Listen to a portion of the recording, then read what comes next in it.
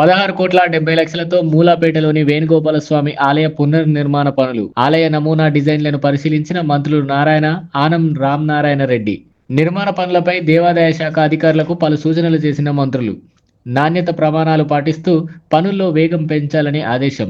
అనంతరం వేణుగోపాలస్వామిని దర్శించి ప్రత్యేక పూజలు నిర్వహించిన మంత్రులు ఆనం నారాయణ పాయింట్స్. 6 నెలల క్రితం త్రిదండి చిన్నజీయర్ స్వామి ఆలయ పునర్నిర్మాణ పనులకు శంకుస్థాపన చేశారు. ప్రధాన ఆలయంతో పాటు నరసింహస్వామి ఆలయ ఫౌండేషన్ పూర్తయింది. ఆలయానికి 4 వైపులా మాడ వీధులు ఏర్పాటు చేస్తాము. అనుకున్న సమయానికే శాస్త్రోక్తంగా పనులు పూర్తి చేస్తాము. మరో 18 నెలల్లో ఆలయాన్ని పూర్తి చేసి భక్తులకు కానుకగా ఇస్తామని మంత్రులు తెలిపారు.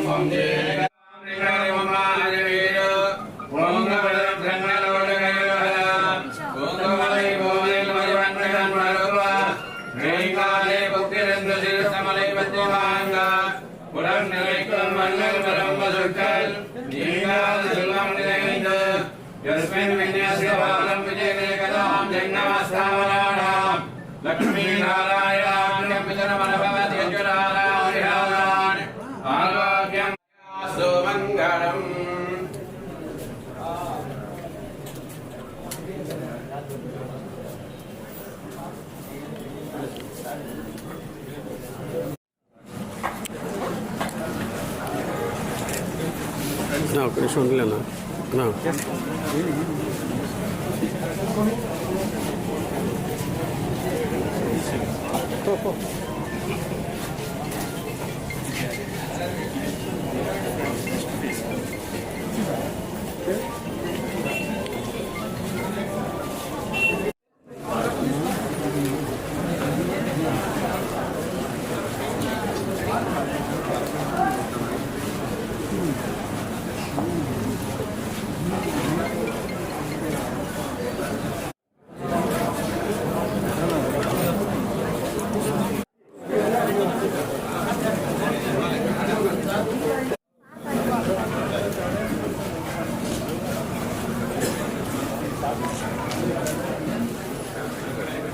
అందరికీ నమస్కారం.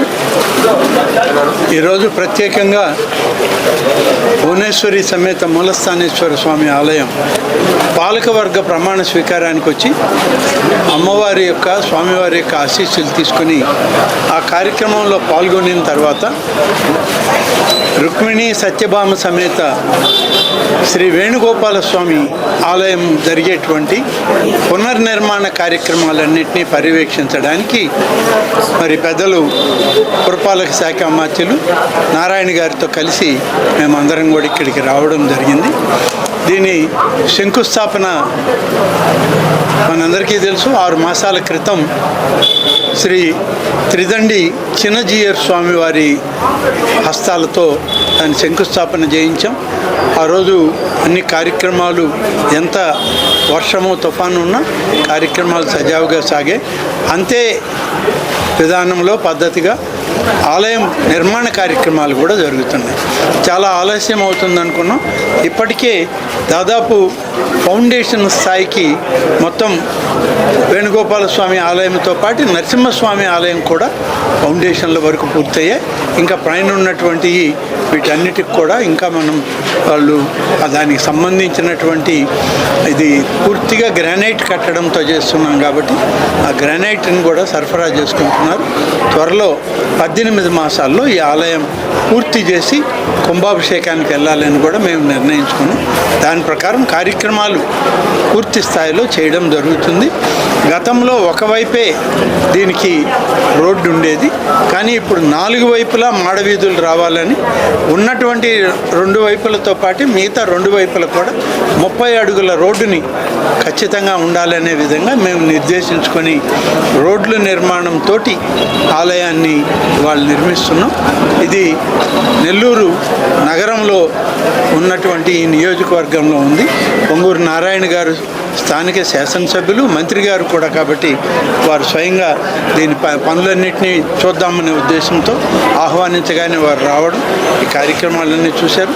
వారు కూడా చూసినటువంటి కార్యక్రమాల గురించి నారాయణ గారిని వివరించాల్సిందిగా కోరుతున్నాను. నెల్లూరులో శ్రీ వేణుగోపాల స్వామి టెంపుల్ మూలాపేట. ఈ టెంపుల్ కన్స్ట్రక్షన్ విషయమై నేను గౌరవనీయ ఎండోమెంట్ మినిస్టర్ గారు రామనారాయణ గారు రావటం, దీన్ని పరిశీలించడం జరిగింది. గత 6 నెలల క్రితం యాక్చువల్గా దీన్ని శంకుస్థాపన చేశారు. ఫౌండేషన్ పూర్తయిపోయింది. ఇది మొత్తం 2 సంవత్సరాల్లో పూర్తి ఎదుటిగా ఒక దిశానిర్దేశం గౌరవనీయ మంత్రివర్యులు వారికి ఇవ్వటం, ఎవరైతే దీన్ని చేస్తున్నారో వారికి ఇవ్వడం జరిగింది.